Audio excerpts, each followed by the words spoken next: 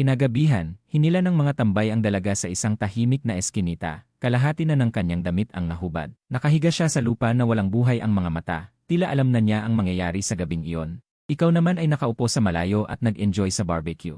Naalala mo ang babaeng hinabol mo sa loob ng 5 taon, biglang nag-text na tatanggapin na raw ang iyong pag-amin. Pero nang pumunta ka sa bar para makipagkita, sinabi niya na dahil lang sa natalo siya sa isang laro kaya sinabi niya yon. Bigo ka, uminom ka mag-isa sa lansangan. Hindi mo inaasahan na makikita mo ang ilang tambay na humaharang sa isang dalaga sa kanto. Kahit umiyak at nagmakaawa ang dalaga, sinapak lamang siya ng mga tambay. Hindi mo sana pakikialaman ang bagay na ito. Pero nang makita mong halos gahasain na siya ng mga tambay, hindi mo napigilan ang murahin ang mga ito bilang mga hayop. Tumingin ka sa paligid, sinamantala mo ang pagkakataon na patumbahin ang dalawa gamit ang bote ng alak, pagkatapos ay mabilis mong hinawakan ang kamay ng dalaga at tumakbo kayo palayo. Hindi alam kung gaano kayo katagal tumakbo, nakarating kayo sa isang tahimik na kalye. Humihingal kang tumingin sa dalaga. Ngayon ay naunawaan mo kung bakit siya tinarget ng mga tambay. Ang mukha niya ay namumula at ang kanyang puting damit ay nabasa ng ulan, na nagpapakita ng kanyang maputing balat. Napansin ng dalaga ang iyong titig, agad siyang nag-inat. At umatras sa isang tabi. Napahiya kang umiti at sinabi na hindi ligtas para sa isang babae na mag-isa sa gabi. Pagkatapos ay kumuha ka ng basang pera mula sa iyong bulsa at inilagay sa kanyang kamay. Ngunit nang gusto mong umalis, naramdaman mong may humihila sa iyong damit. Lumingon ka at nakita mong hawak ng dalaga ang iyong damit. At may pakiusap sa kanyang mga mata, pwede bang manghiram ng 10,000 piso? Babayaran ko agad ito. Pinagpag mo ang iyong tenga, tama ba ang narinig mo? Ang babaeng ito ay humiram ng 10,000 sa isang estranghero. Nagtaka ka sa kanyang kahilingan, baka naman tumakas siya sa bahay. Sino bang magulang ang magpapalaki ng ganito kaputi at hahayaan itong mag-isa sa tabi ng ilog sa gabi? Tanong mo sa kanya nang may pag-aalinlangan. Nag-away ba kayo ng mga magulang mo? Pwede namang magpakumbaba at humingi ng tawad. Hindi sumagot ang dalaga. Sa halip ay nagpakita ng hiya at dahan-dahang ibinaba ang kanyang ulo, ayokong umuwi. Ayokong pakasalan ang isang matandang lalaki na hindi ko pa nakikita. Napakaraming impormasyon sa pahayag na ito na hindi mo alam kung totoo o hindi. Pero sa kanyang malinaw na mga mata, tila hindi siya nagsisinungaling. Ano ang gagawin mo? Wala rin akong pera, pero matutulungan kitang makahanap ng matutuluyan. Nag-isip ang dalaga na may pag-aalala. Pagkatapos ay dahan-dahan siyang nagsalita, pwede ba akong pansamantalang tumira sa'yo? Hindi ako libre. Babalik ko ang renta. Hindi ka nag-isip ng 2 beses bago tumanggi, dahil ang apartment mo ay may isa lamang kama. At sa pagtanggap ng ganito kagandang babae, hindi mo masisiguro na hindi ka magkakaroon ng masamang iniisip. Kaya sinabi mo na lang mag-isip ka ng paraan. At umalis ka na. Hanggang sa mawala ka sa kanyang paningin, ang mga mata ng dalaga ay muling naging walang buhay.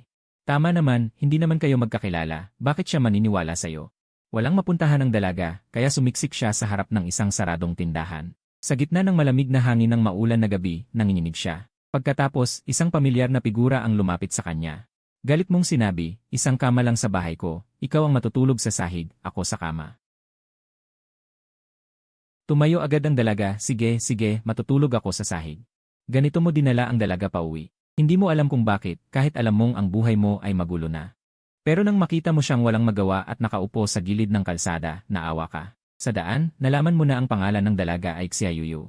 Ang pamilya niya ay negosyante, at kaarawan niya ngayon, ang kanyang 18 taon, na dapat sana ay masaya. Ngunit hindi siya pumayag, kaya tumakas siya sa maulan na gabi. Napaisip ka at hinawakan ng iyong baba, siguro ay pinilit siyang magpakasal. Sabi nga, maraming negosyanteng pamilya ang gumagamit ng kanilang mga anak para sa kasal upang magkaroon ng benepisyo sa isa't isa. Sa pag-isip na ito, hindi sapat ang tawaging demonyo ang kanyang ama. Pag-uwi mo, nanginginig si Xiaoyu habang nakatayo.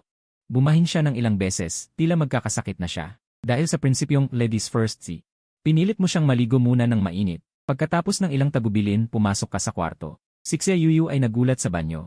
Hindi niya akalain na ganito kaliit ang banyo sa kanila ay mas malaki pa sa buong bahay mo. Samantala, inihanda mo ang kama para sa kanya sa sala. Ang malaking kama sa kwarto ay para sa'yo. Pagkalipas ng ilang minuto, lumabas si Xiaoyu na nakabalot ng tuwalya. May hairdryer ka ba? Basa Ben damit li. Napailing ka. Meron naman, pero sa oras na matuyo ang damit mo, gabi na. Kinuha mo ang 2 damit mula sa aparador. Para sa panloob na damit ng babae, wala kang magagawa. Lumapit ka kay Xiaoyu at ibinigay sa kanya ang malinis na tuwalya at damit.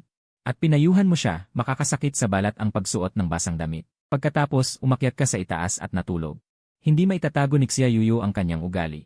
Noon, mabilis na umikot ang iyong utak at sinabi, Ma, mag-book na lang ako ng hotel para sa inyo.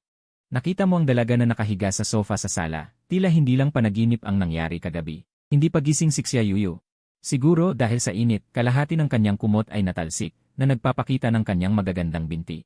Napangiti ka at tinapik ang iyong ulo, ang kakaiba ng pagkakahiga mo. Pagkatapos, tinakpan mo siya ng kumot. Kahit mainit, kung hindi mo siya tatakpan, ikaw ang mag-init. Nag-iwan ka ng 200 piso sa mesa.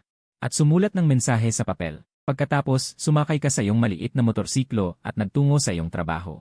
Pag-uwi mo galing trabaho, gulat kang makita si Xia Yuyu na nakatago sa sulok ng aparador ng sapatos, may pag-inat na sumisilip ang kanyang ulo. Nang makita mong hindi pa siya umaalis, nagulat kang sabi, bakit hindi ka pa umaalis? Pagpasok mo, tiningnan mo si Xia Yuyu na nakayuko, gusto mo sana siyang tanungin ng masama. Pero napigilan mo ang sarili, kaya pilit mong mahinahong tanong, sigurado ka ba talagang hindi ka nauwi? Dito ay umiling si Xia Yuyu. Pero hindi ka naman pwedeng tumira dito palagi. Hindi ka ba natatakot na gumawa ako ng masama sa'yo? Pagkasabi mo, tiningnan mo siya mula ulo hanggang paa na parang may masamang intensyon. Hindi mo gagawin yan. Dahil mabuting tao ka. Bagamat ganyan ang sinabi ni Xia Yuyu, ang tunay niyang iniisip ay kung gagawa ka ng masama, kakagatin ka niya, o kaya ilalabanan ka ng suntok. Dahil dati siyang nag-aral ng taekwondo. Hindi mo alam ang mga ito at kung alam mo, baka masabi mo pang. Iyan ba ang excited na pusa na sumuntok? Sa oras na yon, tinapik ni Xia Yuyu ang kanyang malambot na bahagi na may sukat na 36 eh. Isang linggo lang, okay. Babayaran ko lahat ng gastos mo. Napailing ka na lang sa inis. At sa huli ay pumayag ka na. Dahil naawa ka talaga sa nangyari sa babaeng ito. Pagkatapos, kumuha ka ng papel at ballpen sa kwarto, gumawa ng kasunduan para pirmahan ni Xia Yuyu para hindi kanya madaya. At si Xia Yuyu ay malungkot na tumango. Bakit iba ang eksenang ito sa mga palabas na anime na napanood ko? Dapat sa ganitong oras, alagaan niya ako, at sa pagtagal, magkakaroon kami ng magandang damdamin. Pagbalik niya sa sarili, namula ang kanyang pisngi. Ano ba ang iniisip ko? Pagkapirma, pinaalis mo siyang kunan ng litrato ang kasunduan para may kopya. Pero nahihiyang sabi ni Xia Yuyu habang nagkukuskos ng kamay. Ninakaw ng isang matandang lalaki ang cellphone ko. Lumalabas, noong dumating si Xia Yuyu sa lungsod, may nakasalubong siyang matandang babae sa istasyon. Sabi ng matanda, hindi niya makontak ang apo, kaya hiningi ang cellphone niya para tumawag. At doon ninakaw ang cellphone niya. Habang hinahanap niya ang matandang babae, ninakaw din ang dala niyang bagahe. Pagkatapos marinig ang kwento niya, napabuntong hininga ka. Paano nagkaroon ng ganito kaswerteng bata? Sa oras na yon, umungol ang tiyan ni Xia Yuyu. Tiningnan mo siya saglit, pagkatapos ay pumasok sa kusina. Si Xia Yuyu naman ay tumingin sa masarap na pagkain. At napalunok ng laway. Pagkatapos ay kumain siya ng 4 na tasa ng kanin, at sa sandali. Naubos niya lahat ng pagkain. Habang naglilinis ka, inis mong sabi, mukhang maliit ang tiyan mo, pero ang laki ng gana mo. Para ka ng baboy sa dami ng pagkain. Pero ang narinig lang ni Xia Yuyu ay ang salitang, baboy. Naglakad siya palapit sa iyo na parang galit na galit, at nang makita mo ang maliit niyang nagagalit na mukha, natawa ka na lang. Ano ba, gusto mo akong sapakin o kagatin? Sabay pa niyang pinakita ang laman ng braso niya, at dahil nasaktan ang pride ni Xia Yuyu, lalo siyang nagalit. Ibinuka niya ang maliit niyang bibig at pinakita ang 2 cute niyang pangil at direktang kinagat ang braso mo. Pero nang sasapatin na niya ito ng lakas. Naalala niyang kakaluto mo lang para sa kanya ng masarap na pagkain, kaya hindi na niya tinuloy ang pagkagat. Sa oras na yon, naging kakaiba ang eksena sa kwarto. Yung dapat kagat dahil hindi naman pinuwersa, parang sinubo na lang. Nang ma-realize niya ito, mabilis niyang binawi ang bibig. Pero may hindi siya inaasahang nangyari, may laway na humila. Dahil dito, namula ang mukha ni Xia Yuyu. Gusto na lang niyang lumubog sa lupa. Nang makita mong medyo nahihiya siya. Dali-dali kang pumasok sa kusina. Samantalang si Xia Yuyu, nakatayo lang na hindi alam ang gagawin. Palihim pa siyang sumisilip sa iyo habang naguhugas ka ng pinggan sa kusina. Sana hindi niya akalain na sinadya ko yon. Yun bang ginawa ko, halik na ba yon? Ang ibig sabihin, nawala na agad ang unang halik ko. Ganyan siya nakayuko. Malungkot siyang pumunta sa sala at naupo. Maya-maya, paglabas mo mula sa kusina, nakita mong nanonood siya ng ngi na sobrang focus. Sa una, gusto mo sanang sumama manood. Pero nang maupo ka, biglang sumigaw si Xia Yuyu at tinakpan ng 2 kamay ang dibdib niya. Anong gagawin mo? Yun kanina ay hindi sinasadya. Imposibleng mangyari yun sa atin. Sa loob niya, sobrang kabado at parang may kumakabog na puso. Dahil dito, naitaas ng kaunti ang hoodie niya at nakita ang maputing hita. Agad niya itong tinakpan ng hoodie. Samantalang ikaw, nakatitig lang sa kanya na walang magawa. Naisip mo, ano kaya ang nasa isip ng mga Jenny ngayon? Ano ba talaga ang iniisip nyo? Dito ka lang sa bahay. Lalabas ako para magpaayos ng cellphone. Nang marinig niyang lalabas ka, tuwang-tuwa si Xia Yuyu at tumalon mula sa sofa. Sige, bumili ka na lang ng masarap na pagkain. Nang marinig ito, nagtaka ka. Wala kang pera, paano ka bibili? Eh di may pera ka naman. Nang sabihin niya yon, hindi ka na nakipagtalo. Kasi simula nang magdesisyon kang tulungan siya, hindi mo na inisip na makabawi ka pa.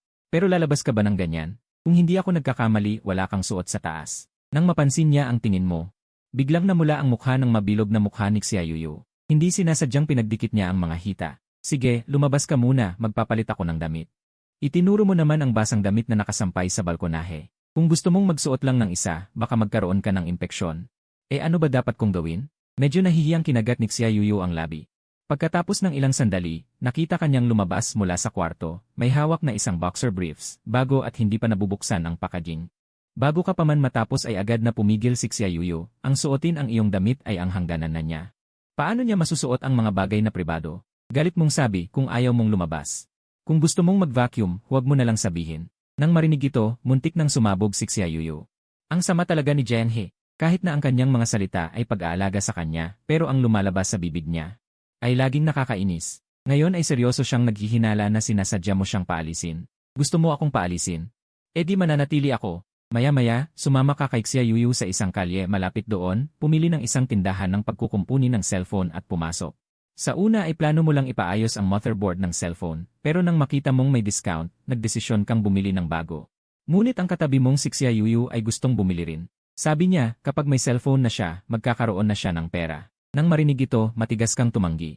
Sakit sa puso ang gumastos ng 3,000 para sa sariling cellphone. Bakit pa si Xiaoyu na hindi mo kamag-anak? Pakiusap, isang cellphone lang. Bigyan mo na ako ng isa. Nang hindi magkasundo, tinitigan ka ni Xiaoyu. Ang kanyang malalaking mata ay nanglalambing sayo. Noon ay may pumasok na isang nasa katanghalian na lalaki na nakasuot ng mamahaling damit. Nang makita niyang nanglalambing si Xiaoyu, naglabas siya ng 30 pulang perang papel mula sa bulsa at inilapag sa counter. Pumili ng isa para sa magandang dalagang ito. Nakita mong medyo marungis na nakatingin ang lalaki kay Xiaoyu. Sabay ay inindayog ang Rolex sa kanyang pulso habang nakatingin sa iyo, para bang sinasabi, ang mahirap na walang pera ay karapat-dapat ba? Sa napakagandang babae. Noon ay nagpa siyang maging matapang ka at sumigaw sa tindero, dalhin mo sa akin ang isa pa. Ganito kayo lumabas ng Xiaoyu mula sa tindahan ng cellphone. Pero may luha sa iyong mata, naisip mong hindi na magpapakaastig. Nakakaiyak ang 3,000 cellphone. Nakuha ni Xiaoyu ang cellphone at agad na nag-download ng iba't ibang apps. Puno ng kumpiyansa na sinabi sa iyo, babayaran kita mamaya. Pagkatapos, sunod-sunod na tiningnan ni Xiaoyu ang ilang apps. Nalaman niyang naging zero lahat ang balanse. Ang ipon niya sa loob ng mahigit 10 taon ay nawala lahat. Muntik nang umiyak si Xiaoyu. Kapag walang pera, paano niya babayaran ang upa sa iyo? Paano niya babayaran ang cellphone? Nang makita mong malapit na siyang umiyak, marahan mong hinaplos ang ulo niya. Sabihin mo muli ang nangyari. Pagkalipas ng 2 minuto at kalahati, hindi mo alam kung si Xiaoyu ay nag-isip o tanga. Ninakaw lang ang cellphone ng matanda. Ang masama pa, ang password niya ay 1234567. Ang pinakamagandang gawin mo ngayon ay magsumbong sa pulis, may pagkakataon pa itong mabawi. Hindi, talagang hindi pwedeng magsumbong. Kapag nagsumbong ako, tiyak na mahahanap ako ng mga magulang ko. Umiling-iling si Xiaoyu na parang laruang drum. Hindi mo ba ako titirahin na lang? Sabi mo sabay tingin sa gilid, nakita mong si Xiaoyu ay nakatitig sa iyo na may kaawa-awa na mga mata. Huwag kang mag-alala, hindi ko naman siya inaakalang manloloko. Sino ba namang babaeng 18 taong gulang ang manonood ng Garden Baby at iyak na parang pusang maliit? Kung manloloko man siya, ituturing ko na lang itong aral. Hindi ka na nag-isip pa. Sumama ka sa kanya upang bumili ng ilang bagong damit at panloob na pambabae. Pag-uwi, inilapag mo ang mga bagay sa mesa. Tumingin kay Xiaoyu at sinabi, ikaw muna maligo o ako. Nang marinig ito, nagulat si Xiaoyu. Ano ang ibig sabihin ng ikaw muna o ako? Hindi ako magbabayad ng utang sa katawan ko. Kani-kanina lang ay may kaunting simpatsya siya sa iyo, ngunit ngayon ay nawala agad iyon. Talaga namang manyak ito. Kung ayaw mong maligo, ako na. Sabi mo, pumasok ka sa banyo ng mag-isa. Sanay ka na sa kanyang sobrang imahinasyon. Noon ay natauhan si Xiaoyu mula sa kanyang guni-guni. Nagkamali ba siya ng pagkaintindi kay Jiang He? Ito pala ang ibig niyang sabihin. Pero si Jiang He rin ang may kasalanan, bakit laging nakatingin sa kanyang mga binti? Akala mo hindi ko napapansin. Pagkatapos maligo si Xiaoyu, tumingin siya sa puting polo at kulay abong boxer shorts. Nagkunot ang kanyang noo. Ang damit na nabili ay hindi pa labhan, ang kanyang labahin ay hindi pa tuyo. Kailangan ba talaga niyang suotin ang dati niyang damit? Noon, sa kwarto mo, narinig mong wala ng inday sa baba, alam mong tapos na maligo si Xiaoyu. Kaya sumigaw ka sa baba. Iniwan ko sa pintuan ang damit na pampalit. Abutin mo lang. Noon ay binuksan ni Xiaoyu ang pinto ng banyo nang may maliit na siwang. Nakita niyang sa maliit na upuan sa labas ay may pink na kartoon panty at bra at puting medyas hanggang tuhod. Tila para kumalma si Xiaoyu. Sumigaw ka muli sa baba. Ang washing machine ay may dryer, ang panty ay ginamitan ko ng hair dryer. Nang marinig ito, namula ang pisngi ni Xia Yuyu. Ibig sabihin, hindi mo lang nahawakan ang kanyang panty, baka habang naliligo siya. Ay lihim mo itong pinagmasdan. Sa pag-isip na ito, otomatikong gumuhit sa kanyang isipan. Ang eksena mo na may hawak na panty at mumingiti ng manyak. Pagkatapos ng mahabang pagtatalo sa sarili, iniabot ni Xia Yuyu ang kamay upang kunin ang damit. Wala na siyang gana na suotin ang pangit na black boxer shorts. Noon ay nakahiga ka sa kama at kinuha ang bagong cellphone. Binuksan mo ang green bubble app. Sunod-sunod na lumabas ang mga mensahe. Ang pinakakapansin-pansin ay ang nakapin sa itaas. Ito ay mula sa iyong puting buwan na si Jiangwan. Jianghe, anong ibig mong sabihin? Kahapon ay pumunta ang mga kasamahan ko sa iyong milk tea shop. Pinabayad mo sila. Alam mo bang nakakahiya ito para sa akin? Natawa ka na lang sa sarili. Sayang ang 5 taon mong paghahabol sa kanya, ngayon ay dahil lang sa maliit na bagay na ito. Napakawalang katuturan. Pagkatapos ay blinok at dinalit mo siya. Ngunit nang ibaba mo na ang cellphone. Kitang-kita mo si Xia Yuyu na nakatayo sa harap mo na parang galit na galit. Bakit mo inilagay yung sabon panlabas sa napakataas na lugar? Nang sumunod ka sa kanya papuntang banyo, napansin mong pagkatapos mong maglaba ay inilagay mo yung sabon sa ibabaw ng kabinet. Pero yung taas ng kabinet ay mas mataas kaysa kay Xia Yuyu, habang siya ay tumatalon-talon sa kinatatayuan niya. Hindi talaga maabot ni Xia Yuyu kahit anong gawin niya, nang makita mo yung nakakatawang eksena ay hindi mo napigilang tumawa. Paano ba naman may ganitong klase ng babaeng ang cute at bobita, kaya naman na-scam siya ng phone at nawalan ng bagahe? Dapat nga magpasalamat na lang siya at hindi siya mismo nadala ng mga yon. Jianghe bawang tumawa sa akin. Namumula si Xia Yuyu sa hiya habang nagtatapak-tapak, mabilis niyang tinanggal yung malalaking tsinelas na nakahadlang sa kanya at saka tumakbo pataas ng hagdan na nakapaa. Tiyak niyang kakagatin ka hanggang sa sumigaw ka, biglang sumugod si Xia Yuyu na parang tigre sa'yo pero handa ka na noon. Mabilis mong binunot yung katawan mo mula sa gitna ng kumot at umiwas sa gilid ng kama. Yung sumugod na si Xia Yuyu ay bumagsak sa aircon na kumot. Bago pa siya makareact, binalot mo yung katawan niya ng kumot, tanging ulo lang ang nakaalis. Jianghe, ikaw na isang tusong demonyo, pakawalan mo ako, lalabanan kita ng isa-isa. Nagpupumigla si Xia Yuyu habang nagsasalita ng matatapang na salita. Sabay hawak mo sa ulo at tumawa, ikaw naman ang sumugod, wala akong kasalanan dito. Papakawalan kita. Nang makita mo si Xia Yuyu na nakangisi at mukhang galit, hinawakan mo ng isang kamay yung kumot. At isang kamay ay nagsimulang maghanap sa ilalim ng kumot, hindi nagtagal ay nahawakan mo yung makinis na paa ni Xia Yuyu, naglabas ka ng 2 daliri. At sinimulan mong kilitiin yung talampakan ni Xia Yuyu, Jianghe, ikaw na malaking tampalasan, ang katikati. Pagkatapos ng 2 minuto at 30 segundo ng pagkiliti, hindi na nakatiis si Xia Yuyu at nagmakaawa sa iyo, tigilan mo na ako. Papakawalan kita pero kailangan mong mangako na hindi ka maghihiganti, sige, papayag ako. Sabay bigla kang tumalon pa atras at bitawan yung kamay na humahawak sa kumot, parang unggoy ka na tumakbo pababa ng hagdan. Para hindi ka na naman kagatin ni Xia Yuyu na biglang magbabago ng isip, paglabas ni Xia Yuyu mula sa kumot ay namumula ang mukha.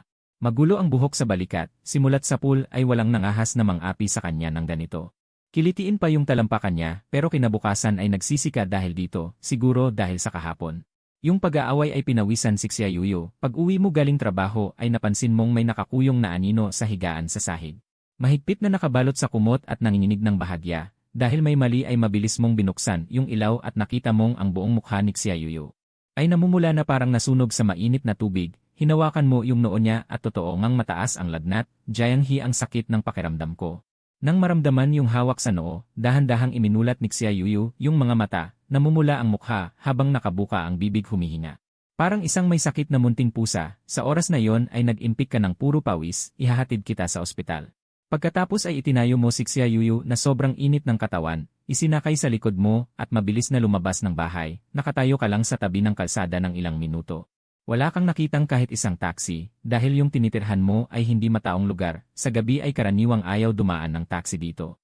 Sa oras na yon ay mahinang bumulong si Xia Yuyu sa likod mo, nang marinig mo ay mabilis mong hinampas ng kamay yung binti niya para paalalahanan.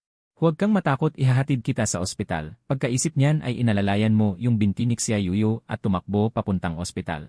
Ganito ka sa emergency room, doktor, tingnan niyo siya. Yung aligagang boses mo ay umikot sa emergency room. Agad na nakatawag ng maraming nurse at doktor, pagkatapos ng simpleng pagsusuri ng doktor. Huminga siya ng malalim at sinabi, hindi pa naman masyadong malala, ilagay mo muna siya sa kama ng observation room. Mabilis mong dinala si Xia Yuyu sa observation room, tinawag ng doktor ang nurse para sukatin ang temperatura, at nakitang 39.8 degrees Celsius na. Kung tumaas pa konti ay talagang malala na, pagkatapos ay nagsimula na ang doktor ng serye ng pagsusuri, sa pagod na oras ay umaga na. Sa loob ng silid, nakapulupot si Xia Yuyu na nakahiga sa puting kumot, mahina at inaantok ang ulo. Halos hindi na niya matandaan kung paano siya nakarating sa ospital, tanging naalala niya na sa daan ay kinakausap mo siya, sinasabing wag siyang matulog. Sa oras na yon ay pumasok ang isang batang nurse, may dalang isang bote ng gamot, habang nag-aayos ay ngumiti at nagtanong. Nasaan yung boyfriend mo? Hindi siya boyfriend ko, nang marinig yon ay namula si Xia Yuyu. Kahit maputla ang mukha ay may lumitaw na pamumula, hindi na ito unang beses na may nagkamali sa relasyon niyo. Parang mag-asawa ba talaga kami ni Zhenghe? Habang nag-iisip siya, biglang pumasok sa isip niya yung mukha mo, paano ako magkakagusto kay Zhenghe, habang yung nurse naman ay tsismosa. Siguro hindi pa boyfriend ngayon, nung makita ko siyang dalakan nang nagmamadaling pumasok sa emergency room, sobrang kabado, parang sasabog na sa paghingi ng tulong. Akala ko may pasyenteng kailangan iligtas, ginulat niyo kami, hindi talaga kami magkasintahan. Gusto pa sanang mag-explain ni Xia Yuyu pero walang maisip, pagkatapos ay tumigil na ang nurse. Ngumiti at lumabas ng observation room, hindi nagtagal ay pumasok ka na may dalang ilang bag, nang makita mong medyo maayos na si Xia Yuyu.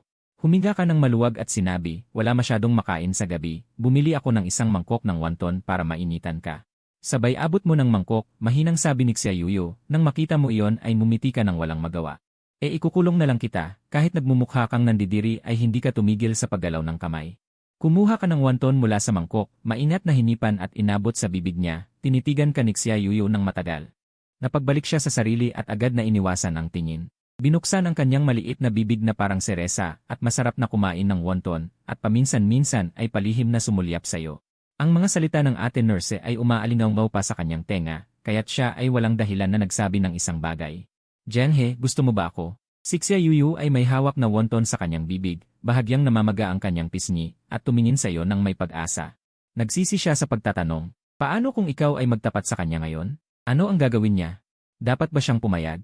Nang marinig iyon, ikaw ay nagsabi ng pabiro, tama nga, si Zhenghe ay natatakot na hindi ko siya babayaran. Mukhang sobra na ang kanyang pag-iisip. Si Xia Yuyu ay kumain ng ilang wonton ng malalaking subo para mailabas ang kanyang sama ng loob. Nang matapos ang lahat ng gamot, 2:30 na ng madaling araw. Dumating ang ate nurse sa silid upang tanggalin ang karayom. Noon ay inilabas ni Xia Yuyu ang kanyang kamay mula sa kumot. Nang makita ang mga warm patch sa kamay ni Xia Yuyu, ang ate nurse ay nakalimutang sumenya sa kanya gamit ang mata. Talagang naiinggit ako sa babaeng ito, napakaganda at may isang gwapo at maalaga na nobyo. At ikaw sa tabi niya, dahil sa isang araw ng trabaho at pagdala kay Xia Yuyu sa ospital, ay pagod na pagod at nakatulog sa kanyang hita. Nang imulat mo ang iyong mga mata, nakita mo si Xia Yuyu na nagmamadaling lumiko sa ibang direksyon, isang kamay ang sumasalo sa kanyang baba. Tumingin sa iyo gamit ang malalaking mata na puno ng luha. Sa oras na yon, tiningnan mo ang halos walang laman na bote ng gamot at nagsabi ng medyo nahihiya. Tapos na. Mas mabuti ka na ba? Maghanda na tayo para umuwi. Nang marinig yon, umiwas si Xia Yuyu ng tingin at sinabi, wala pa akong lakas. Bahala na, ikaw na lang ang kargahin ko. Kaya yumuko ka at iniharap ang iyong likod sa kanya. At si Xia Yuyu ay tumingin sa iyong malapad na likod, sandaling hindi alam kung ano ang gagawin. Pagkatapos mag-alinlangan, iniunat niya ang kanyang manipis na maliit na kamay. Dahan-dahang inilagay sa iyong balikat. Pumapit ka ng mahigpit. Naramdaman ang init sa likod. Hinila mo ang dalawang makinis na binti ni Xia Yuyu at inilagay ng matatag sa iyong likod. Ang pakiramdam ng kanyang mga binti at sa iyong likod, bahagyang namula ang pisngi ni Xia Yuyu, bumilis ang kanyang tibok ng puso. Pagka-uwi sa bahay, dahan-dahan mong inilapag si Xia Yuyu sa sopa. Nang makita ang kanyang mahinang kalagayan, tumingin ka sa higaan sa sahig. Pagkatapos mag-isip, sinabi mo, ngayong gabi, sa aking kama ka matulog. Nang marinig iyon, bahagyang nanginginig ang katawan ni Xia Yuyu, at ang kanyang maliit na ulo ay umiling na parang kalansing. Tiningnan mo ang maliit na nilalang na nakaupo sa sopa na galit at hindi mo maiwasang matawa. Naisip mo, naloko na yata ang isip ng batang ito. Hindi ka na nag-isip pa pagkaayos kay Xia Yuyu sa kwarto. Pagkatapos ay natulog ka sa sopa. Makalipas ang 2 oras at kalahati, ang malalaking patak ng ulan ay malakas na humampas sa bintana. Isang kidlat ang sumagi sa langit. Sa sandaling iyon, isang nanginginig na boses ang narinig mo. Nang marinig iyon, agad mong itinapon ang kumot. Binuksan mo ang ilaw at tumakbo paitaas. Nang wala siyang sagot ng matagal, inabot mo at dahan-dahang itinaas ang kumot. Ang nakita mo ay isang maliit na nakakulong na bola, at ang mga luha ay umiikot sa kanyang mga mata. Lumingon siya sa iyo at sinabi, "Pakiusap, huwag kang umalis. Hulog lang iyon. Mananatili ako sa tabi mo, hindi pupunta kahit saan." Kinabukasan, tamad na iminulat ni Xia Yuyu ang kanyang mga mata. "Ang baho mong Zhenghe, bakit ka nandito?" Ang eksena kagabi ay umikot sa kanyang isipan na parang parol. Tila siya ang nagsabi kay Jiang He na huwag umalis kagabi. Natulog pala ako kasama si Jiang He. Marumi na ba ako? Naalala niya ang biro ng kanyang matalik na kaibigan. Na kapag nagkatabi ang lalaki at babae sa isang kama, mabubuntis. Kaya hindi ba siya mabubuntis? Magiging ina na ba ako? Si Xia Yuyu ay nakatitig sa iyo nang hindi kumukurap. Naisip na si Jiang He bilang ama ng kanyang anak ay hindi naman masama. Sa tingin mo, siya ay talagang gwapo. Medyo matanda lang. Ngunit sa pagsasama, nararamdaman niya na si Jiang He ay laging nagmamalasakit sa kanya nang hindi sinasadya. Ikaw na nagkunwaring natutulog ng matagal, nang walang ingay sa labas, hindi mo napigilan na magmulat ng kaunti. Ang tingin na yon ay nagtagpo sa mga mata ni Xia Yuyu. Ito ay nagpawala ng bigla ng magandang impresyon na kanyang binuo. Pagkatapos ay lumaya siya mula sa iyong yakap. Kinuha niya ang unan sa tabi at inihagis sa iyo. Nahuli ka, umiti ka ng awkward at lumayo sa galit na maliit na tigre. Munting dilag na Yuyu, dahil inalagaan kita buong gabi, magpanggap tayong walang nangyari, okay? Narinig na niya ang katulad na salita, tulad ng naglaro lang tayo, magpanggap na walang nangyari. Anong lalaking walang kwenta? Alam kong gusto mo ako. Kung gusto mo akong makasama, sabihin mo na lang. Kahit medyo bobo ka at uto-uto. Nang marinig iyon, pinigilan ni Xia Yuyu ang kanyang maliit na kamao. Galit na galit siya. Yung tipong kaya mong butasin ang mundo. Nang makita na hindi maganda ang sitwasyon, tumalikod ka at tumakbo. Pagdating sa sala, itinuro mo siya ng may inis. Huwag kang ganyan kasama ang loob. Si Xia Yuyu, nang marinig iyon, may luha sa kanyang mga mata, nagsabi ng may hinanakit. Ano ang mangyayari sa ating anak? Nang marinig iyon, napatitig ka ng dilat ang mga mata, pagkatapos ay otomatikong tumingin sa iyong pundya. Wala akong ginawa kagabi. Makalipas ang 2 minuto at kalahati, napagtanto mo sa wakas, ang maliit na uto-uto na ito ay hindi naman naniniwala na. Natutulog lang magkasama ay mabubuntis. Nagpaliwanag ka ng walang magawa, ang pagtulog lang na magkasama ay hindi mabubuntis. Kailangan munang gawin ito at iyan bago magkaroon ng tsansang mabuntis. Nang marinig iyon, nakatitig ng mataman si Xia Yuyu sa iyo. Ano ang ibig sabihin niyan? Kinamot mo ang iyong ulo at mumiti ng nahihiya. Mabubuntis ka balang araw. Kung talagang hindi, pwede kitang tulungan. Jiang He, hayop ka. Pagkatapos ay sinugod ka niya. Isang serye ng excited bunny mew mew punches. Makalipas ang ilang sandali, kailangan mong asikasuhin ang milk tea shop at naghanda na lumabas, ngunit si Xia Yuyu ay gusto ring. Mungkahin niyang pumunta sa iyong tindahan at tingnan ito, nang makita mo ang kanyang nagmamakaawang mga mata, naisip mo na sarili mong tindahan naman ito, kaya isama mo na lang siya. Ganito kayong lumabas sakay ng inyong maliit na dekuryenteng motorsiklo, sa daan ay napangiti ka ng bahagya, at biglang bumilis ang inyong sinasakyan. Kaya si Xia Yuyu, na walang kahanda-handa, ay dumikit ng mahigpit sa iyong katawan. Jiang He, sinasadya mo ba ito? Hindi mo inaasahan na bigla kang nagpabilis muli, kaya dumikit muli ang kanyang marikit na katawan, at lumingon ka na may ngiti. Ang una ay hindi talaga sinasadya, pero ito ay sinasadya na. Nang marinig mo ang kanyang nakakatawang tawa. Hindi rin siya nagpatalo, hinampas kanya ng palad sa taba ng iyong baywang. Ang inyong masasayang itsura at tawanan. Nakaakit ng atensyon ng maraming tao sa daan, lalo na nang mapansin nila ang hitsura ng babaeng nasa likod, na nagpangiwi sa maraming lalaking nasa loob ng mamahaling sasakyan. Samantala, si Jiang Wan ay kalalabas pa lang ng pinto ng kumpanya, at hindi pa rin niya maiwasang tumingin sa Milky Way Milk Tea Shop. Hindi niya alam kung naroon si Jiang He, at naalala niya noong huli mo siyang hinarang dahil sa milk tea, na nagpasikip ng kanyang dibdib sa galit. Pagkatapos ay tumawid siya sa kabilang kalsada, at sa hindi inaasahan, pagdating niya sa pintuan, nakita niya ang isang pamilyar na maliit na dekuryenteng motorsiklo na papalapit. Bago pa siya makapag-arte ng mataas na postura, nakita niya ang isang magandang silweta sa likod na nakayakap sa iyong baywang, parang isang magkasintahan na napakalapit. Ito ay nagpagalit kay Jiang Wan na pumadyak sa kanyang kinatatayuan. Sino ba siya? Pagkaparada mo ng iyong maliit na dekuryenteng motorsiklo, dumiretso ka sa loob ng tindahan. Samantala, si Xia Yuyu ay nakaupo sa likurang upuan, pinagalaw ang kanyang mga binti, at hindi nagtagal ay nagtagpo ang kanyang tingin at ang kay Jiang Wan na nasa di kalayuan. At ang kanyang mga mata ay may bahid ng puot. Dahil ba kay Jiang He? Sa pagtitig sa kanya, si Xia Yuyu ay nakaramdam ng labis na hindi komportable. Nang maghahanda na siyang umiwas, nakita niya ang isang magandang silweta na lumabas mula sa milk tea shop. Ikaw si Yuyu, tama ba? Madalas kang banggitin ng boss dati. Ako si Shuyao. At Shuyao, ikaw ay mabuti. Si Jiang He ang nagdala sa akin dito. Nang makita ang gulat na itsura ni Xia Yuyu, ngumiti si Shuyao ng may pag-unawa. Naiintindihan ko, naiintindihan ko. Ate Shuyao, nagkakamali ka. Panandalian lang akong nakatira sa bahay ni Jiang He. Namula ang mga mata ni Shuyao na parang tanso, sumigaw ng may excitement. Mabilis na kumaway si Xia Yuyu upang magpaliwanag, ngunit parang lalong nagulo ang paliwanag. Kaya bigla siyang lumihis ng usapan. Tumuro siya kay Jiang Wan na nasa di kalayuan at nagsabi, Ate Shuyao, kilala mo ba siya? Kanina pa siya nakatitig sa akin. Nang makita ni Shuyao si Jiangwan na nasa di kalayuan, nagkaroon ng hindi magandang ekspresyon ang kanyang mukha.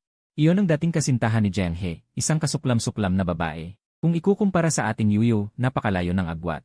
Nang marinig ito, lumingon si Xia Yuyu sa iyong abala. Hindi niya alam kung bakit siya nakaramdam ng awa. Naalala niya ang tagpo noong nakahiga ka sa tabi ng ilog, umiinom ng mag-isa.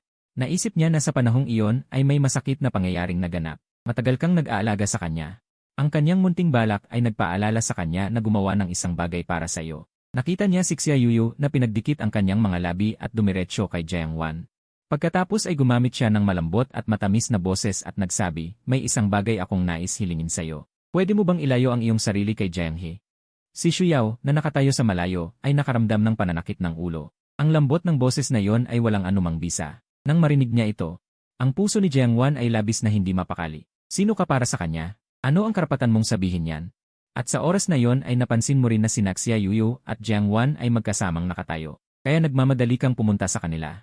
Si Xia Yuyu, sa kanyang kinatatayuan, ay pinag-isipan ang sinabi ni Jiangwan ng matagal. Sa wakas, naglakas loob siyang humarap kay Jiangwan at sinabi, ako ang kanyang kasintahan. Pwede mo bang itigil ang pananakit sa kanya? Ang mga salitang ito ay parang isang malakas na kulob.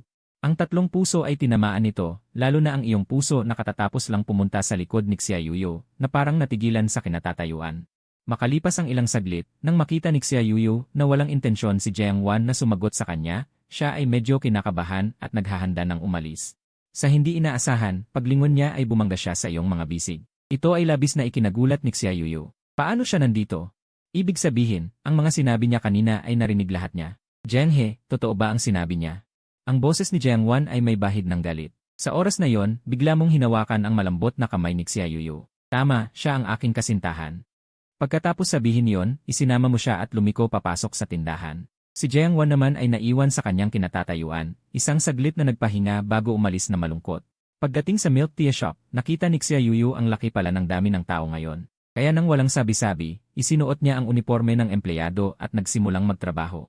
Tungkol naman sa nangyari, ikaw at siya ay hindi na muling nagbanggit pa. Sobrang awkward kasi talaga. Makikita mong may dalang isang baso ng taro boba na lumapit. Uminom ka nito para gumising. Nang makita ang taro boba milk tea, lumiwanag ang mga mata ni Xia Yuyu. Kinuha niya ang baso at hindi napigilan ang paghigop. Agad na nagkaroon ng kontentong ngiti ang kanyang mukha. Samantala, inilabas mo ang maliit na dekuryenteng motorsiklo, tinapik ang likurang upuan at mumisi. Nang marinig ito, masigla siyang tumango. Sa wakas ay makakauwi na para matulog. Ano? Uwi? Para matulog? Naghahanda ka ng paalisin si Xia Yuyu nang mapansin mong nakasandal siya sa likod.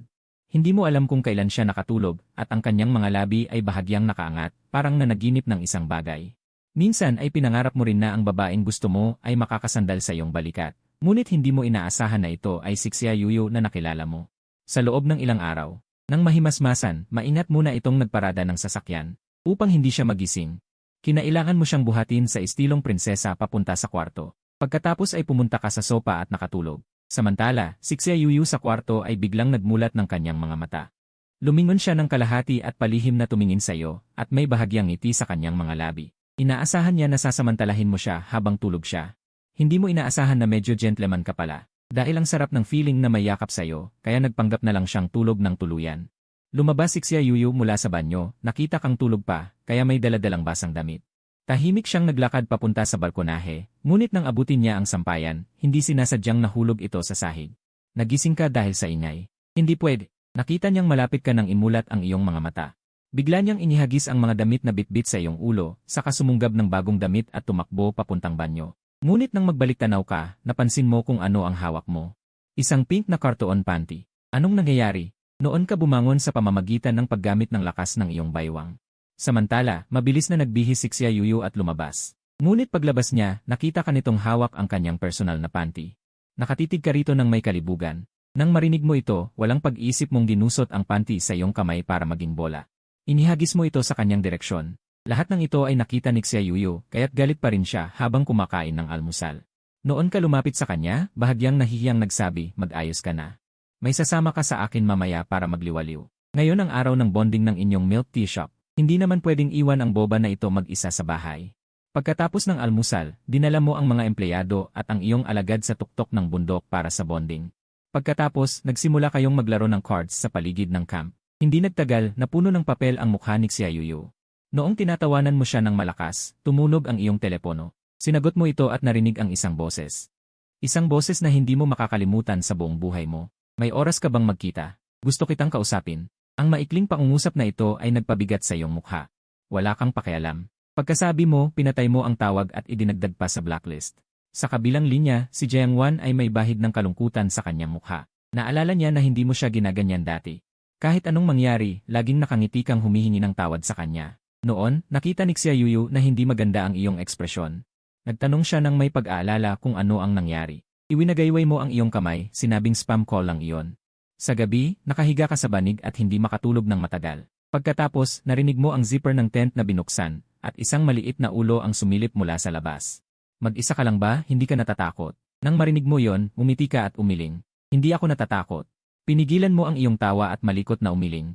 Hindi ako giniginaw. Ikaw, Lee. Hindi na siya makapag-isip ng ibang dahilan. Nakatayo siya roon na parang iyak na. Mukhang medyo giniginaw ako, Kinuskus mo ang iyong braso at seryosong nagsinungaling. Talaga? Nang marinig iyon ni Xia Yuyu, masayang pumasok siya sa loob. Ang mabilis na paghinga ninyo ay tila mas lalong naging kapansin-pansin. Sa oras na yon, namumula ang mukha ni Xia Yuyu. Iniisip niya, hindi kaya si Jiang He ay maging hayop at gawin sa akin ang kung ano. Noon mo biglang sinabi, ano ang laman ng palda mo? Ang kati kasi. Bago pa man makapagsalita si Xia Yuyu, inilabas mo na ang laman ng kanyang bulsa. Binuksan mo ang flashlight ng iyong telepono at tiningnan. 8 malalaking karakter ang malinaw na nakita nyo. Nang makita yon, si Xia Yuyu ay nagulat na parang may lindol sa kanyang mga mata. Bigla niyang inagaw sa iyo ang bagay. Huwag kang magsalita. Ayokong marinig. Ayokong marinig. Sa oras na yon, may narinig na hindi pambatang tunog mula sa labas ng tent. Sabay kayong tumingin sa isa't isa. Si Xia Yuyu ay natigilan at nahihiyang nagsabi. Bakit hindi pa natutulog si Ate Jai at si Kuya Yiming? Ngunit sa tingin mo, hindi pa sapat ang gulo. Itinuro mo ang kanyang bulsa ng malikot at sinabi. Ginagamit nila ang nasa bulsa mo ngayon. Biglang naintindihan ni Xia Yuyu ang ibig mong sabihin at namula ang kanyang pisngi. Gayunpaman, hindi ka pa tapos sa kanya. Tayo, gusto mo ba? Ayoko. Itinuring kita bilang kaibigan, pero gusto mo akong magkaanak sa'yo. Wala ka nang sinabi pa. Binigyan mo lamang si Xia Yuyu ng isang hindi maipaliwanag na tingin. Iyon ang ikinabahala niya sa buong gabi. Kinabukasan ng umuwi. Galit pa rin si Xia Yuyu sa nangyari kagabi. Jiang He, may napansin ako. Bakit sa labas ay parang mature at stable ka, pero pag uwi mo sa bahay, ginagalit mo lang ako? Kung aasarin mo ako ulit, pagsisisihan mo. Noon, tiningnan mo siya na parang galit ngunit cute at napangiti ka. Ano, gagamitin mo ba ang sandata na ibinigay sa iyo ni Ate Jai? Para labanan ako. Noon ka nagsimulang mag-drive ng mabilis. Sa kabilang banda, ang boba na ito ay nakaupo pa rin sa swinging chair at naglalaro. Makalipas ang ilang sandali, nakaramdam si Xia Yuyu ng init sa kanyang pisngi at sumigaw, sino ang gagamit ng sandata laban sa iyo? Kung hindi gagamitin, paano kung magkaanak tayo? Nagmamadaling umakyat si Xia Yuyu sa itaas na galit na galit. Noon, naramdaman mo ang bahagyang pag-vibrate ng iyong telepono. Tiningnan mo at nakita mong ang iyong nanay ang tumatawag. Sinagot mo ito at narinig ang isang malinaw na boses. Ngayon, kasama ng tatay mo, nasa malapit kami sa inyong bahay para sa trabaho. Pwede ba kaming tumuloy sa inyo ng isang gabi? Ang sinabing iyon ay nagpapanik sa iyo. Kapag dumating sila, malalaman nila si Xia Yuyu. Hindi kaya magpanggap siyang kasintahan mo? Inisip mo na hindi rin pwede. Ang iyong mga magulang ay negosyante, matalas ang kanilang mata. Hindi kayang itago ng pag-arte ni Xia Yuyu. Sa sandaling iyon, mabilis na umikot ang isip mo at sinabi, Nanay, magbubuk ako ng hotel para sa inyo. Hindi komportable matulog sa sahig, kaya hindi ko maibigay ang kwarto. Nang marinig iyon, hindi na nagpumilit ang iyong nanay. Subalit nang akala mo ay naayos na ang problema, biglang narinig mo ang sigaw ni Xia Yuyu mula sa atik. Naipit ang buhok ko sa damit. Tulungan mo ako. Noon, nagtanong ang iyong nanay ng may pagtataka, Anak, anong inay yan? Wala, nanonood lang ako ng ngeye. Nakaramdam ka ng sobrang sakit ng ulo. Buti na lang at naputol mo agad ang tawag, kung hindi ay masisira ang lahat. Pagkatapos, mabilis kang umakyat sa itaas para tingnan. Dahan-dahan mong inalis ang buhok ni Xia Yuyu mula sa damit. Pagkatapos, nag-book ka online ng isang hotel na napakalayo. Ang pangunahing bagay ay hindi dapat masyadong malapit dito. Ang nailigtas na si Xia Yuyu, kahit na nagpapakita pa rin ng mukhang parang galit na sanggol. Ngunit hindi pa rin siya makatiis na tanungin kung sino ang kausap mo sa telepono kanina. Dito kang umiti at sinabing, sa nanay ko. Nang marinig ito ni Xia Yuyu, hindi niya maiwasang maalala ang eksena kanina. Hindi ba niya narinig ang boses ko? Marahil hindi. Buti na lang at agad kong pinatay ang tawag. Ayos lang, ayos lang. Nang marinig ito, napahina si Xia Yuyu. Ngunit malamang darating sila rito sa lalong madaling panahon. Sabi nila may business trip dito. Pagkatapos marinig ito, medyo nag-alala si Xia Yuyu. Hindi ba sila pupunta? Kailangan ko bang lumipat ng tirahan? Inayos ko na nasa hotel muna sila manatili. Noong una, gusto mong sabihin na kung darating sila, aaminin na lang. Kahit hindi ka pa formal na nagtatapat kay Xia Yuyu. Pero sa iyong paningin, itinuring mo na siyang nag-iisa. Ngunit isinasaalang-alang na maaaring hindi agad tanggapin ni Xia Yuyu, naisip mong huwag na lang sabihin. Pero hindi ba ito bastos? Nang marinig ito, kinurot mo ang malambot niyang pisngi. Bobo, kailan pa lang tayo nagkakilala? Normal lang nakabahan ka. Kapag handa ka na, saka kita dadalhin para makita sila. Si Xia Yuyu ay nakatikom ang mga kamay sa dibdib. Baka sa oras na yon, hindi na kita gusto. Pagkatapos marinig ito, may ngiti sa iyong labi. Ibig sabihin, ngayon ay gusto mo na ako. Wala akong sinabi. Nagmamadaling umiling si Xia Yuyu, sinubukan ng kanyang maliliit na kamay na iwasan ang paksang ito. Samantala, tiningnan mo ang oras. Inakala mong malapit nang dumating ang iyong mga magulang. Pagkatapos, tumayo ka at bumaba sa hagdan, sinabi kay Xia Yuyu, aalis na ako. Kung may problema, tawagan mo ako. Babalik ako para dalhan ka ng masarap na pagkain. At sa oras na yon, may maliit na ulo na sumilip mula sa kumot sa itaas. Nakapula ang mukha, nakangiti pababa at nagsabing, gusto ko ng caramel chestnuts. Matapos umalis ng apartment, sumakay ka ng taxi. Dumating sa harap ng 230 Hotel. Kinuha ang cellphone at tinawagan ang nanay. Nang konektado ang tawag, narinig mo. Isang magiliw na tawag mula sa likuran. Ilang sandali, may isang sky blue na sports car na huminto sa harap ng hotel. Tiningnan mo ito ng mabuti at nagulat. Hindi ba ito ang sikat na Xiaoma Su-8 na pinag-uusapan sa internet kamakailan? Hindi pa ito inilalabas. Saan nakuha ni tatay at nanay ito? Sa oras na yon, si Nanay Gushishi, naka-high heels, ay masayang tumakbo palapit. Parang isang bata na niyakap ka. Hinawakan ng iyong pisngi at sinabi, anak. Maraming tao ang nakatingin. Medyo nahiya ka, tumingin sa paligid. Sa simula pa lang, ang nanay mo ay maliit at payat, hindi mukhang matanda. Sa ganitong halik, hindi ba isipin ng mga tao na kayo ay magkasintahan? Sa oras na ito, iniba mo ang usapan at tumingin sa likod ng sasakyan. Tatay, bakit ka nagpalit ng kotse? Nang marinig ito, umisi si Jiang Dashuang. Kamakailan ay nakakuha ako ng malaking kontrata, kumita ng kaunting pera. Ito ay regalo ng kliyente, ang kulay lang ang medyo makulay. Galing Old Jiang. Hindi ka nagbago sa loob ng kalahating taon. Biglang may tunog na, dang, isang caramel chestnut ang tumama sa iyong ulo. Paano ka nakikipag-usap sa tatay mo? Sa oras na ito, umiti si tatay at kumuha ng susi mula sa bulsa at inihagis sa iyo. Noong nakaraang kaarawan mo, sinabi mong gusto mo ito, di ba? Ibinibigay ko na sa iyo ngayon. Pagkatanggap ng susi, puno ka ng pagkagulat. Old Jiang, hindi ka naman gumawa ng illegal, di ba? Ang generous mo.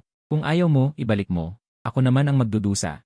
Sige na. Basta malinis ang pinagmulan, tatanggapin ko na lang. Sa sumunod na oras, sinamahan mo ang iyong mga magulang na maglibot. Kapag handa ka nang umuwi, nakita mong kumuha si nanay ng isang magandang maliit na kahon na gawa sa sandalwood mula sa kanyang bag. Ibinigay ito sa iyong kamay at sinabing, kung may makilala kang karapat-dapat, ibigay mo ito sa kanya. Nang marinig ito, natigilan ka. Ang bagay na ito ay hiniling mo sa akin dati. Ilang beses mo itong hiniling sa nanay pero hindi mo nakuha. Hindi inaasahan na ngayon ay kusang ibibigay ito ni nanay. Pagkatanggap ng maliit na kahon, nagpaalam ka sa iyong mga magulang. Sa daan, sumulyap ka sa kahon. Mukhang napansin ni nanay ang bagay na ito. Ngunit hindi mo inaasahan na ibibigay niya ang pamana ng pamilya. Sa pagdaan sa Commercial Street, pinarada mo ang kotse sa tabi ng kalsada. Nanganganib na matiket, bumaba ka para bumili ng caramel chestnuts. Nang umuwi ka, napakagabi na. Habang inaalis mo ang susi at iniikot ito, kusang bumukas ang pinto. Nakita mo si Xia Yuyu na nakatayo sa pintuan na nakayapak.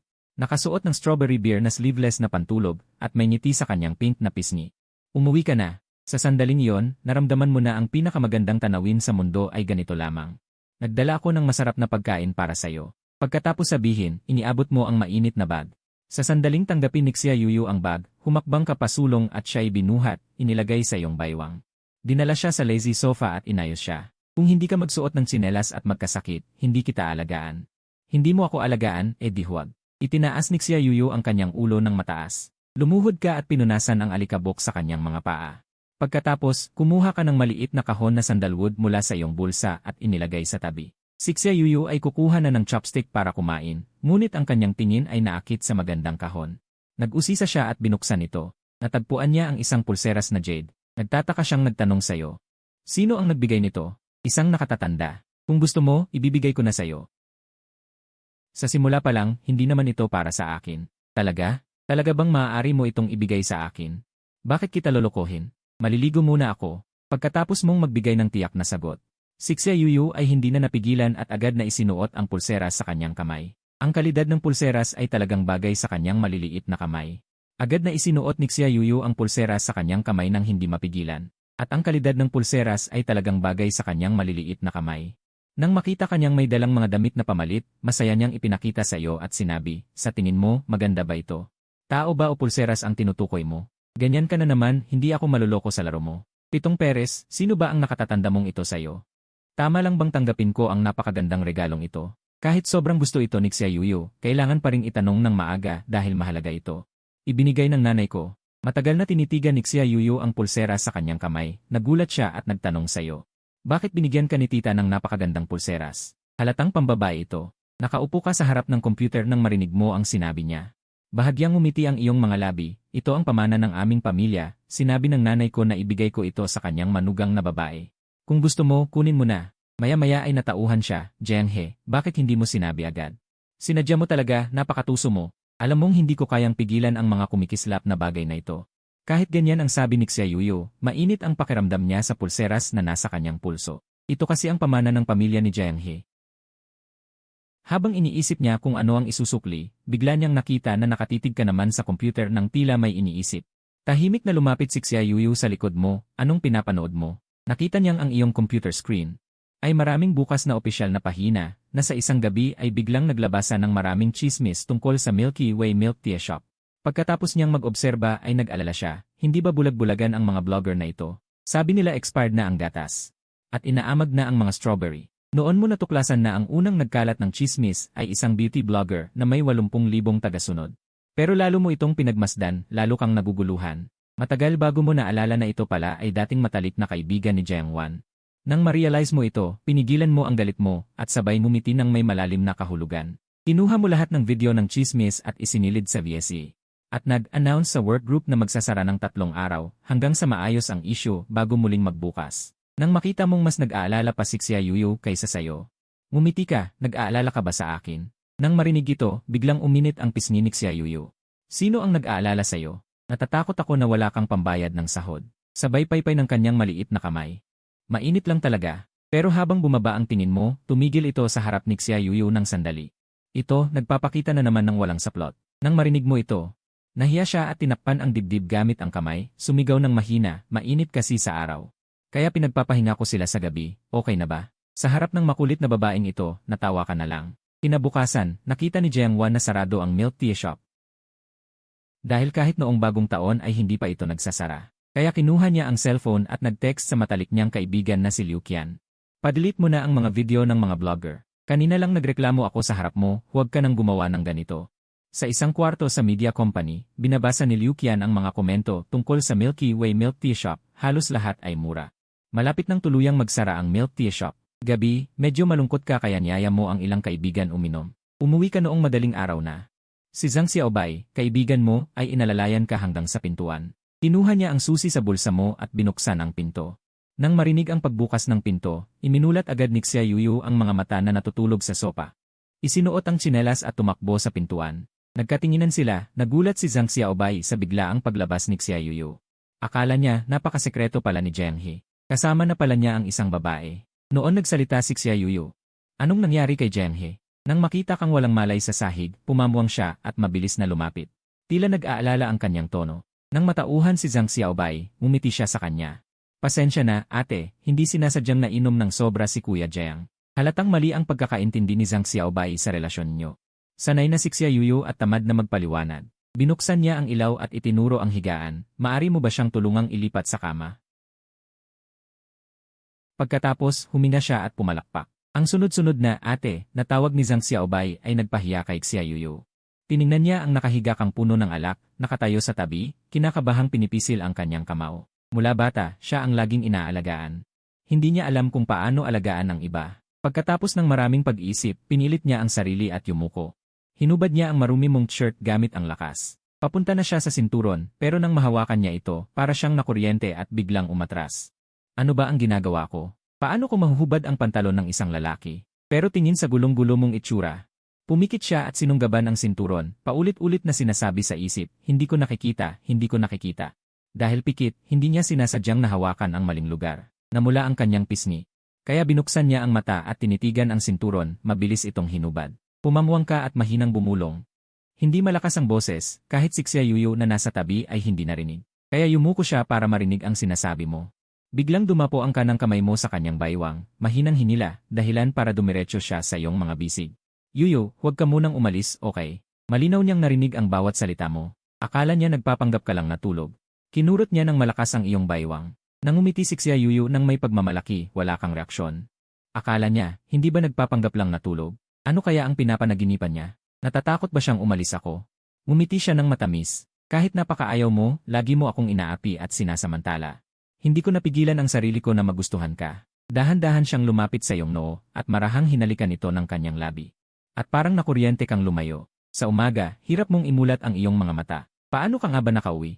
Namulatan mo ang iyong mga mata dahil wala kang damit sa ibaba, maliban sa salawal, lahat ay hinubaran. Si Xia Yuyu ba ito? Sa loob ng silid na ito, siya lang ang maaaring gumawa nito. Ngumiti ka ng bahagya, hindi mo napigilang magpakita ng ngiti. Ang maliit na bobo na ito ay laging takot na samantalahin mo siya. Hindi inaasahan na sa pagkakataong ito ay napakamaingat pala niya. Dapat siyang gantimpalaan. Mabilis kang tumayo mula sa kama. Naglinis ka at nagsimulang magluto ng almusal. Matagal na kayong magkasama, alam mo na kung ano ang gustong kainin ni Xia Yuyu. Nang makita mong gising na si Xia Yuyu, ngumiti ka at kumaway. Magsipilyo ka na at maghilamos. Ngayon ay may paborito mong tangyuan at maliliit na bola. Malamig na kung hindi mo kakainin agad. Tumango si Xia Yuyu na parang masunuring bata. Bahagyang uminit ang kanyang pisngi. Pakiramdam niya ngayon ay para silang magkasintahang nagmamahalan. Ang nobyo ay nagluto ng almusal at naghihintay sa nobya. Pagkatapos kumain, ikaw ay lumabas mag-isa, hawak ang mga dokumentong naipon mo. Pumunta ka sa tanggapan ng abogado at isinumite ang lahat ng ebidensya. Ang huling resulta ay hindi nagpabaya sa iyo. Sa pamamagitan ng pakikipag-ayos sa tagapamagitan, walang nakatakas sa mga nahuli. Sama-sama, umabot sa 120,000 ang kabayaran. Pero ito ay resulta ng iyong pagiging mapagbigay. At hiniling mo sa ilang mga streamer na maglabas ng kani-kanilang mga video ng paliwanag. Sa ganitong paraan, hindi lamang masisira ang reputasyon ng Milk Tea Shop, kundi lalo pang angat. Pero sa mga ito, si Liu Qian lamang ang hindi tumanggap ng kabayaran. Sabi niya ay tiyak na ipagpapatuloy ang laban sa iyo. Nang sabihin mo ang balitang ito kay Xia Yuyu, napakasigla niyang nagsalita. Maaari bang muling magbukas ang Milk Tea Shop? Tumayo si Xia Yuyu nang nanginginig, para bang may kumikinang na bituin sa kanyang mga mata. Narinig mo ito, umiti ka at sinabi, ano, natatakot ka bang mabangkarote ang Milk Tea Shop? Hindi ko kayang buhayin ka. Sino ang nagsabing kailangan mo akong buhayin? Hindi ako natatakot na mabangkarot ka. Sa oras na yon, kailangan mong mamulot ng basura. Ganito na lang tumalikod si Xia Yuyu. Masaya siya sa balitang ito. Pero kailangan pang maghintay sa pagbubukas. Iniisip kong ayusin ang tindahan bago muling magbukas. Ganito, dinala mo si Xia Yuyu sa kumpanya ng renovation. Sa oras na yon, ang namamahala ay magalang na nag-abot ng isang tumpok ng dokumento. Ito ang lahat ng estilo ng renovation. Pagkatanggap ng dokumento, hindi ka nagmamadaling tumingin. Sa halip, ipinasa mo ito kay Xia Yuyu. Nag-isip siya sandali, kinuha ang dokumento at seryosong pumili. Dahil si Jiang He ang nagbigay ng napakahalagang bagay na ito sa kanya, hindi niya dapat bigyan ang kanyang tiwala. Kailangan niyang pumili ng sobrang ganda. At angkop para sa Milk Tea Shop na disenyo. Pumili si Xia Yuyu ng ilang uri na sa tingin niya ay pinakaangkop. Itinuro niya ang mga ito sa iyo. Matapos tingnan ng mabuti, itinaas mo ang iyong hinlalaki kay Xia Yuyu at sinabi, talagang maganda ang iyong panlasa. Ganito siyang nagmamalaking itinaas ang ulo at sobrang saya sa kanyang puso. Sa oras na yon, lumingon ka sa namamahala at dagdag na sinabi, kailangang palitan ang pangalan ng Milk Tea Shop. Tumango ang namamahala. Boss, anong pangalan ang gusto mong palitan? Itakda na ang araw ng renovation bukas. Lumabas kayo ng kumpanya ng renovation. Nagtataka si Xia Yuyu. Bakit kailangang palitan ang pangalan? Hindi ba maganda ang dating pangalan? Tumahimik ka sandali at nagsabi ng totoo. Ang pangalang Xinghe ay pinangalanan dati ni Jiang Wan. Para bang naintindihan ni Xia Yuyu. Pero sinasabi ng kanyang intuwisyon na hindi ito ganun kasimple. Tinitigan ka ng kanyang maamong mga mata. Ano ang kahulugan ng pangalang ito? Ibinuka ni Xia Yuyu ang kanyang maliit na bibig, ipinakita ang dalawang tigre ng ngipin, at parang galit na sumugod sa iyo. Huwag kang maingay. Nang marinig ito, agad na naging masunurin na bata si Xia Yuyu, at ang kanyang mga mata ay nag-ikot-ikot. Sandali, walang anumang kilos sa paligid. Bigla niyang naintindihan na niloko siya muli. Saan naman ang pulis na yan? Ang tipong kayang sumira sa Milky Way. Samantala, nakatakas ka na. Nakakuyom ang kamao ni Xia Yuyu, sinundan kanya ng mabilis. Naghabulan at naglaro ang dalawa. Ang ingay ay nakaakit ng maraming dumadaan, na hindi napigilang magpakita ng inggit. Malapit na ang araw ng paglilitis. Hinanap ni Liu Qian ang lahat ng posibleng makatulong sa kanya, pero nang malaman ang buong kwento, walang gustong makialam. Halos walang duda ang kasong ito. Totoo ang paninirang puri ni Liu Qian, nahatulan siya ng 1 buwan, at kailangan pang magbayad ng kabayaran na halos 30,000. Hindi gaanong pera pero makakapasok si Liu Qian. Sa loob ng ilang panahon mag-isip-isip siya. Pag-uwi mo, nakatanggap ka ng tawag mula kay Xu Yao. Sinabi niya sa'yo na ang Yujian Milk Tea Shop ay. Sa init na ito, tumaas ang followers ng 30,000 at patuloy pang tumataas. Maraming fans ang nagtatanong sa'yo. Bakit binago ang pangalan sa Yujian? May espesyal bang kahulugan? Nang marinig ito, hinawakan mo ang ulo at mumiti. Wala namang espesyal na kahulugan. Pinangalanan ko lang ng basta-basta. Kahit ganyan ang sinasabi mo. Sa iyong isipan ay biglang lumitaw ang isang larawan. Iyon ay isang gabi sa tabi ng ilog at mahinang umuulan sa langit. Mabilis na lumipas ang oras, dumating ang araw ng pagbubukas. Sunod-sunod na dumating ang iyong mga kaibigan para bumati. Sa hindi inaasahan, isang taong hindi inaasahan ang dumating. Siya ay nakaitim na bestida na may hubad na balikat, may magandang makeup sa mukha, at sinundan ng 4 na empleyadong may dalang malalaking basket ng bulaklak. Inutusan ni Jiang Wan ang mga ito na ilagay ang mga basket sa pinakaharap na bahagi ng milk tea shop. Pagkatapos, direkta siyang lumapit sa iyo at mahinang nagsalita.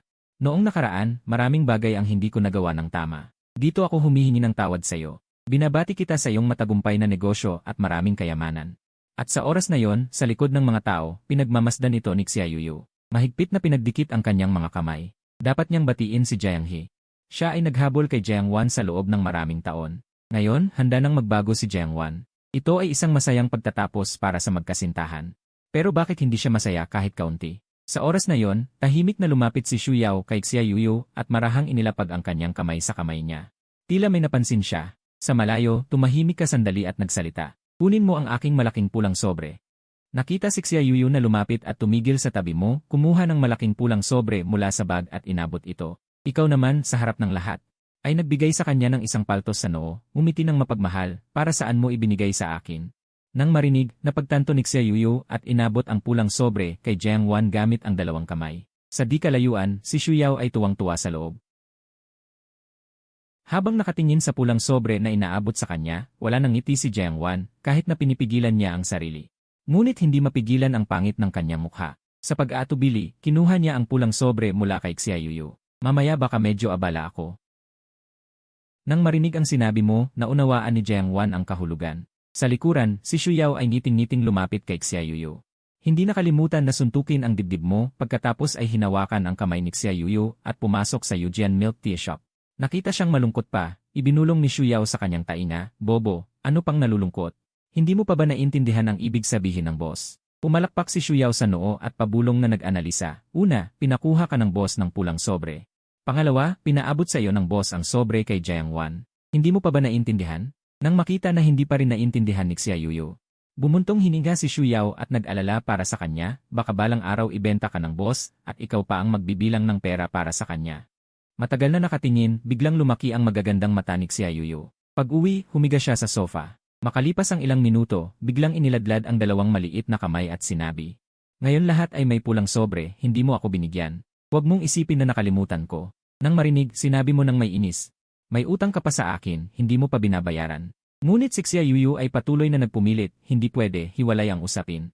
Sabi ni Ate Xu Yao, ito ay sumisimbolo ng swerte. Pagkatapos, nakita kang kumuha ng 2 pulang sobre at inilagay sa kanyang malambot na maliliit na kamay. Pagkatapos, kumuha si Xia Yuyu ng isang kristal na pulseras mula sa kanyang maliit na bag at inabot ito sa iyo. Ito ang regalo ko para sa pagbubukas mo. Tiningnan mo ang pulseras at nakaramdam ng sobrang pamilyar. Hindi ba ito ang lagi mong suot? Itago mo na lang. Tandaan, noong nakilala mo si Xia Yuyu, wala siyang pera, tanging ang sa bulsa at ang pulseras na ito sa kanyang pulso. Ang regalong naibigay ay hindi dapat bawiin. Ito ay suot ko mula pagkabata. Kung hindi dahil wala akong ibang bagay, hindi ko ito ibibigay sa iyo. Ngunit sa kanyang pagpupumilit, umiti ka at tinanggap ang regalo, sige, hindi na ako mahihiya. Kung gusto mo ito balang araw, hanapin mo lang ako. Pagkatanggap ng pulseras, handa mo itong ilagay sa bulsa. Ngunit si Xia Yuyu ay nagtaas ng kilay at sumigaw ng mahina, ang regalo sa iyo ay dapat isuot. Nandidiri ka ba? Siyempre hindi. Ang pulseras ay gawa sa kristal. Paano kung ako, isang lalaki, ay magsuot nito? Galit na umupo si Xia Yuyu at sinubukang kunin ang pulseras, ngunit pinigilan mo ang kanyang ulo gamit ang isang kamay. Lumingon at tumakbo patungo sa banyo. Pagkatapos maligo, isuot mo. Nang marinig ito, tumigil si Xia Yuyu. Sa oras na yon, nakatanggap siya ng abiso sa kanyang cellphone. Ang mensahe ay mula sa advisor na nagpapaalala na bumalik sa eskwela sa tamang oras. kung hindi ay tanggalin siya sa listahan ng mag-aaral. Walang magawa si Xia Yuyu, nag-reply ng received. Tumingin siya sa banyo, sa anino ng iyong katawan, ang kanyang magagandang mata ay puno ng pag-aatubili. Paglabas mo mula sa banyo, sa kanya sinabi sa iyo ang nangyari. Kahit na sinasabi mo sa salita na umalis na siya. Sa totoo lang, sa puso mo ay hindi mo siya kayang pakawalan. Sa gabi, si Xia Yuyu ay nag-aayos ng mga gamit sa kwarto. Hindi siya matagal na tumira, ngunit marami siyang gamit. Naalala mo na lagi mong sinasabi na lista, ngunit hindi ka humingi ng kahit ₱1 mula sa kanya. Sa oras na yon, bumukas ang pinto. Nakita kang nagtulak ng isang sobrang laking maleta papasok at binuksan ang bawat bag para ipakilala sa kanya. Nag-ready ako ng 3 palanggana. Ang asul ay para sa paghuhugas ng paa. Ang paborito mong pink ay para sa mukha.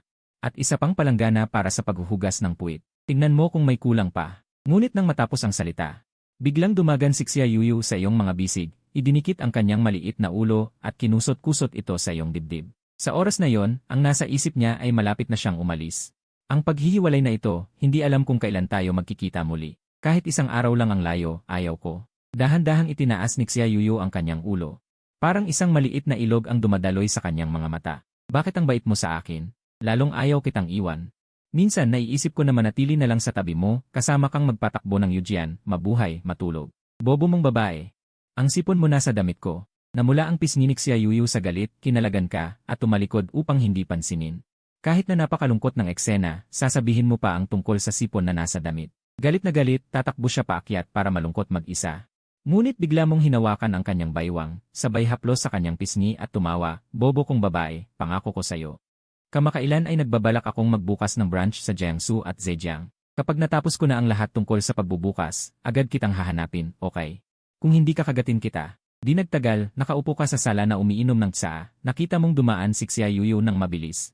At parang may hawak siya sa kamay. Makalipas ang ilang minuto, dahan-dahang bumukas ang pinto ng banyo. Tiningnan mong mabuti at ang mainit na tsaa ay direktang tumalsik mula sa iyong bibig. Nakita mo si Xia Yuyu na may suot na itim na medyas mula sa kung saan, kasama ang kanyang maputi at namumulang mukha pagkatapos maligo. Muntik ka nang hindi makatiis at gawin siya, ngunit nanaig ang rason. Mabilis kang tumayo at kinuha ang kumot sa lazy sofa. At binalot mo siya. Ngunit nagpakita ng pagkadismaya si Xia Yuyu at sinabi, Jiang He. Hindi mo ba gusto? Sabi ni Ate Shuyao, gusto ng mga lalaki ang babaeng nakaitim na medyas. Nang marinig, namula ka at bumulong, gusto ko nga. Bakit bigla kang nag-isip na magsuot ng ganito? Ngunit nag-aatubili na sinabi ni Xia Yuyu, gusto kong mag-iwan ng magandang alaala sa'yo. Si Shuyao ba ang nagturo sa'yo nito? Sa oras na yon, handa ka ng pagalitan si Shuyao bukas. At si Xia Yuyu ay nakatitig sa'yo. Ang iyong mga dalisay na malalaking mata ay tumitingin sa akin. Ito ay aking nahanap sa internet. Kung hindi mo gusto, mayroon din akong puting medyas. Ang itim at puti na magkasama ay masama rin. Sabi sa internet na ito ay makapagkontrol ng isang lalaki. Kaya gusto rin kitang kontrolin. Pagkarinig mo, hindi mo maiwasang magmura sa isip. Alin namang baluktot na vlogger na yon ang nagsabi nito. Nakikita ang kanyang medyo mapanglaw na anyo, direkta kang lumapit at niyakap si Xia Yuyu sa iyong mga bisig. Huwag kang mag-alala, hindi tayo maghihiwalay. Kinabukasan, handa kang isama si Xia Yuyu. Upang magsaya sa buong araw sa lungsod, at sabay na balak mong magtapat sa kanya ngayong araw. Di nagtagal, nakarating kayo sa paanan ng bundok Yuhua. Bago pa man makaalis si Xia Yuyu sa parking lot, nakita niya ang isang anino na papalapit ng may ngiti. Si Xia Yuyu ay tuwang-tuwang sumalubong dito. Pagkarinig, ngumiti si Shen Jiai at sinabing, ang ganda mo ngayon. Pagkasabi, lumapit siya sa tabi ni Xia Yuyu. At nilagyan siya ng headband na may tainga ng kuneho. Binibini, ito ay regalo para sa'yo. Kapag suot mo ito, magiging maganda ka. Pero bakit wala ka, Ate Jiai? Nagtatakang tanong ni Xia Yuyu. Hindi ko masyadong gusto yan para sa'yo. Samantala, itinaas ni Shen Jiai ang kanyang hinlalaki sa'yo na nagpapahiwatig na lahat ay ayon sa plano. Pagkatapos, lumingon si Xia Yuyu upang ipakita rin sa'yo. Ngunit sa paglingon, wala ka na. Sinabi ni Shen Jiai, si Jiang He ay pumunta sa platform sa kalahati ng bundok para bumili ng tubig. Medyo kakaiba ang pakiramdam pero hindi na niya ito pinansin. Habang umaakyat, nakasalubong ni Xia Yuyu ang isang mag-asawang nasa katanghaliang edad. Bigla silang huminto sa harap ni Xia Yuyu at may ngiting inabot ang 2 kulay rosas na bulaklak sa kanyang kamay. Binibini, ito ay para sa'yo. Pagkarinig, nagulat si Xia Yuyu.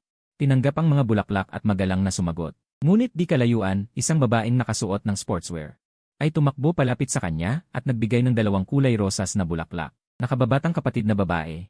Ito ay para sa'yo. Habang paakyat, ganito ang nangyayari, kaya halos hindi na niya mahawakan ang lahat at kailangan niyang yakapin ang mga ito. Pagdating sa isang platform, nakita niya na maraming tao ang naroon, lalo na nang makita si Xia Yuyu na may dalang mga bulaklak. Lahat ng tingin ay nakatuon sa kanya, may mga kurba ang kilay at ngiti. Tandaan, hindi pa nagtatagal. May isang lalaki na may dalang dose-dosenang bulaklak na umakyat. Isang bulaklak ang ibinigay sa kanila at ang isa ay gusto nilang ibigay. Sa isang batang babae na may suot na tainga ng kuneho. Nakikita na maraming tao ang nakatingin sa kanya, si Xia Yuyu ay medyo nahihiya habang hawak ang mga bulaklak. Sa oras na yon, narinig ang ingay mula sa mga tao sa malapit. Nakita ka na may dalang isang palumpon ng mga rosas sa harap niya. Yuyu, ako ay hindi gaanong magaling magsalita at hindi pa nagkaroon ng nobya. Ngunit mula nang makilala kita, naging matatag ako sa isang bagay. Ito ay hindi ko nais na mawala ka. Gusto mo bang maging kasintahan ko? Sa oras na yon, may isang lalaki sa mga tao na masayang sumigaw. Ang mga nanonood ay tumawa. Pagkatapos, sunod-sunod na may nagsabi, tanggapin mo siya. Sa oras na yon, namula ang pisngi ni Xia Yuyu. Tumingin siya sa malayo kay Shen Jiai na naghihikayat sa kanya. Sa oras na yon, napagtanto niya na ang suot na headband ay nasira at ang pagbili ng inumin ay pawang kasinungalingan. Pagbalik sa katinuan, nagtagpo ang kanyang mga mata sa iyo na parang tanging kayo na lang ang natitira. Hindi siya nag-isip ng matagal. Kumuha ng kalahating hakbang pasulong at marahang inilapag ang kanyang ulo sa iyong dibdib. Ang iyong mga labi ay lalong ngumiti ng malalim. Marahan mong niyakap ang kanyang marupok na katawan. Mula sa sandaling iyon, si Xia Yuyu ay kasintahan mo na. Sumunod na mga araw, dinala mo siya sa maraming masasayang lugar, kumuha ng maraming litrato bilang alaala. Ngunit ang araw ng paghihiwalay ay dumating din. Inayos mo ang tiket para sa kanya ng umaga. Maagang maaga kang gumising at nagluto ng agahan, at inihanda ang lahat ng kailangan niyang dalhin.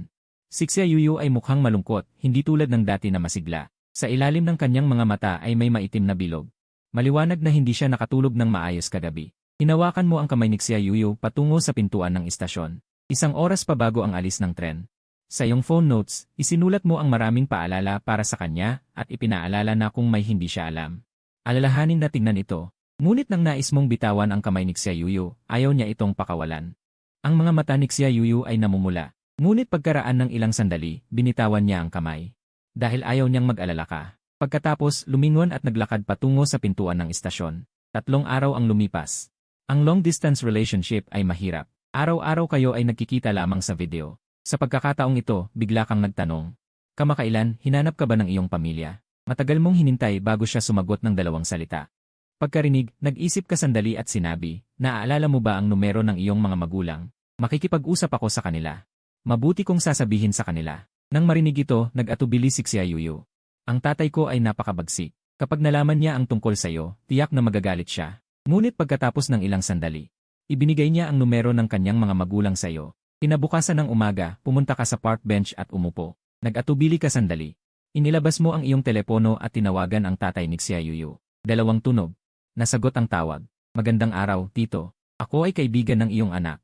Gusto kong makipag-usap sa iyo. Bumaba ang boses sa kabilang linya. Ano ang gusto mong pag-usapan? Pagkarinig, huminto ka sandali. Siguradong natagpuan mo na si Xia Yuyu noon pa. Bakit hindi mo siya isinama? At ang kabila ay tila payapa pa rin. Mabuti ang iyong pagkatao. Si Yuyu ay sobrang bata pa, kaya mainam na. Pagbigyan siya ng pagkakataong ito na magsanay. Bigla mong ibinigay ang pamana ng pamilya. Nagtataka kang tanong. Kilala mo ba ang aking mga magulang? Matagal na katahimikan, pagkatapos ay narinig ang malinaw na palakpakan at tawa. Hindi nakapagtataka, anak ka ni Jiang Dashuang. Ngunit matagal na, hindi mo pa rin ba naririnig ang aking boses? Sa narinig, biglang lumaki ang iyong mga mata. Sa paalala na yon, bigla mong natandaan ang isang tao. Isang tiyuhin na bumisita sa inyo noong bagong taon. Hindi mo inaasahan na siya pala ang ama ni Xia Yuyu. Pagkatapos, naging magalang ang iyong tono. Tiyuhin siya, maaari ba akong humingi ng isang pabor? Ngunit sa sandaling matapos mo ang iyong sinabi, sumagot siya. Gusto mo bang kanselahin ko ang arranged marriage ni Yuyu? Pero dahil anak ka ni Jiang Dashuang, maaari kong subukang kanselahin ang kasal. Ngunit kailangan mong patunayan sa akin na kaya mong alagaan ang aking anak na babae. Pumayag si Xia Tianan ng ganoon kadali. Sa bangko, nakaupo ka roon ng matagal na hindi mapakali. Sobrang dramatikong sitwasyon ito. Tumawag si Xia Yuyu sa video call. Nang sumagot ka, masaya niyang sinabi na ang kanyang tagapayo ay nag-ayos ng isang programa para sa kanya sa palatuntunan ng pagtanggap. At may pag-asa siyang nagtanong, Jiang He, ilang araw na lang bago ang gabi. Kailan ka manonood ng aking pagtatanghal? Narinig mo at mumiti kang sumagot. Sa oras na yon, may kumaway kay Xia Yuyu sa sports field. Magsanay tayo ulit. Kaya nagmadali siyang nagpaalam at bumaba. Pagkatapos ng rehearsal, lumabas si Xia Yuyu sa pintuan ng sports field at nakita niya ang grupo ng mga lalaking naka-black workwear na papalapit sa kanya. Ang pinuno ng grupo ay si Mufeng, sikat sa mga babae dahil sa kanyang taas at hitsura. Idagdag mo sa WeChat kung may hindi maintindihan pwedeng mag-usap. Ipinakita ng lalaki ang kanyang youth code. Nagulat si Xia Yuyu. Nagmamadali siyang umiling, hindi, kailangan ko nang bumalik sa dorm. Pagkatapos, sumingit siya at tumakas ng nagmamadali. Samantala, ang mga lalaki ay nakatayo pa rin sa may pintuan. Tinignan ni Mufeng ang tumatakas na si Xia Yuyu. Hindi napigilan ang isang ngiti sa kanyang mga labi. Kakaiba talaga ang babaeng ito. Gusto niya ito. Lumipas ang oras, malapit na ang gabi ng pagtatanghal. Pagkatapos mong mag-empeke, umalis ka papuntang Jiangze. Naglakbay ng malayo hanggang sa pinagkayarian na lugar ng pagkikita. Inilibot mo ang iyong paningin upang hanapin si Xia Yuyu. Bago umalis, sinabi mong hindi na kailangang maghatid. Ngunit nag-leave pa rin siya upang pumunta. Hindi nagtagal, nakita mo si Xia Yuyu na nakatayo sa malayo. Suot ang sailor uniform at black stockings. Na nakaakit ng maraming lalaki na tumitig. Ngunit sa oras na yon, ang lalaki sa tabi mo ay napabulalas, grabe, ang ganda ng babaeng iyon. Balak mo sanang dumiretso, ngunit nang marinig ito, hindi mo napigilan at sinabi sa lalaki. Kung gusto mo, humingi ka ng contact. Paano naman ako, isang hamak, magkakagusto sa babaeng ganyan? Kung lalapit ka, baka may 3% tsansa. Nagpanggap kang nag-aalangan at sinabi, at naglakad patungo sa kinaroroonan ni Xia Yuyu.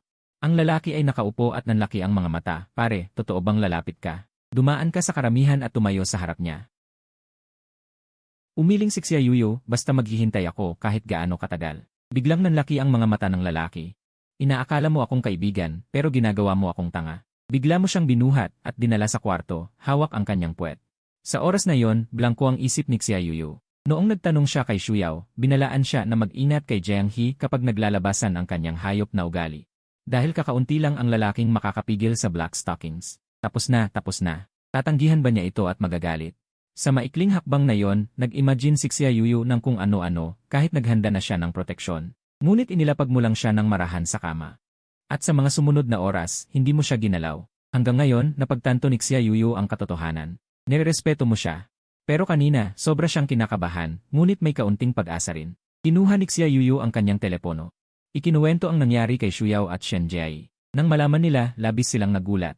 Hindi napigilan ang pagbuntong hininga, nakadetox ka ba? Kahit ito ay kaya mong pigilan. Umalis siya ng maaga dahil sa rehearsal.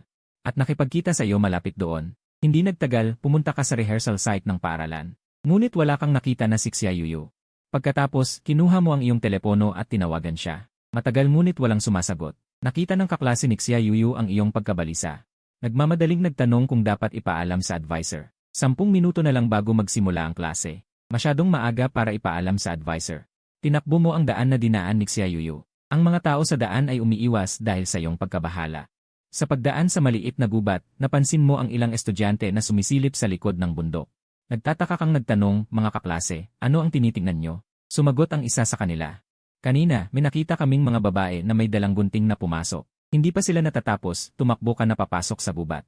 Bigla kang huminto sa daan. Tumingin ka sa ibaba, isang nahulog na telepono, at ang case ay may disenyong strawberry beer.